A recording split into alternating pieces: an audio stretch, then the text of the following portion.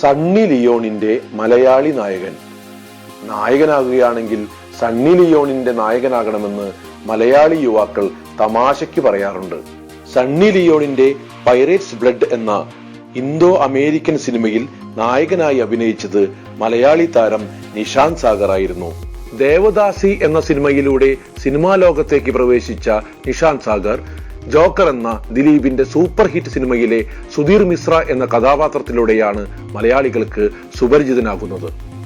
തിളക്കം, രസികൻ, ലോകനാഥൻ IAS, fandom, തിരക്കഥ, മായാമോഹിനി, 101 ചോദ്യങ്ങൾ, രുദ്രസിംഹാസനം എന്നീ നിരവധി സിനിമകളിൽ നിഷാന്ത് സാഗർ അഭിനയിച്ചിട്ടുണ്ട്. നിഷാന്ത് സാഗർ 8 വർഷങ്ങൾക്ക് മുമ്പ് ഗ്ലാമർ നായിക സണ്ണി ലിയോണിനോടൊപ്പം അഭിനയിച്ച സിനിമ ശ്രദ്ധിക്കപ്പെട്ടില്ലെങ്കിലും നിഷാന്ത് സാഗറിന് ലഭിച്ച അസൂയപ്പെടുകയാണ് മലയാളി യുവത്വം.